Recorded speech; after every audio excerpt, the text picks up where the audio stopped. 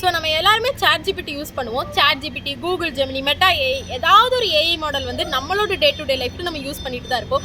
So இப்போ அந்த AI models எல்லாமே தூக்கி சாப்பிட்ற வரமா ஒரு ஏஐ மாடல் வந்திருக்கு. ஸோ அதுதான் DeepSeek, சைனாவோட DeepSeek.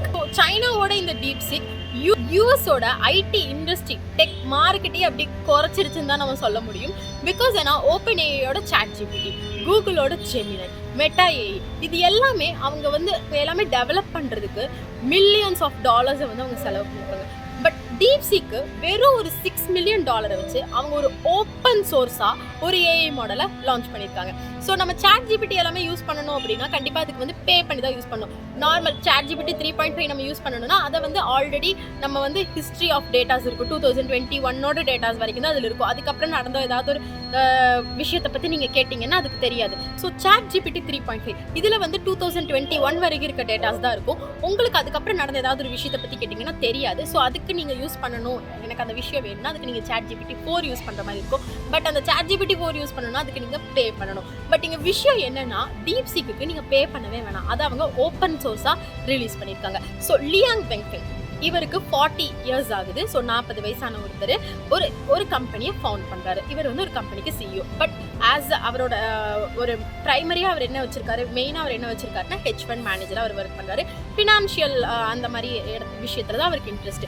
ஸோ இந்த மாதிரி மார்க்கெட் ப்ரைஸ் எல்லாம் ப்ரிடிக்ட் பண்ணுறதுக்காக ஒரு ஏஐ மாடல் கிரியேட் பண்ணலாம் அப்படின்னு சொல்லிட்டு சைடு ஹஸில் அவர் ஒரு சைடு நம்ம எப்படி ஒரு பேஷன் வச்சுருப்போம், ஒரு ஒர்க் பண்ணுவோம்னா சைடில் யூடியூப் வீடியோ பண்ணுவோம், வீடியோ எடிட் பண்ணுவோம், ஃபோட்டோ எடிட் பண்ணுவோம், அந்த மாதிரி ஒரு சைடாக ஒரு விஷயத்தை வச்சுக்கிட்டு அவர் வந்துட்டு இந்த ஏஐ மாடலை பண்ணுறாரு. ஸோ அது பண்ணும்போது அவருக்கு வந்து NVIDIA சிப் அப்படின்னு ஒரு சிப் வந்து தேவைப்படுது.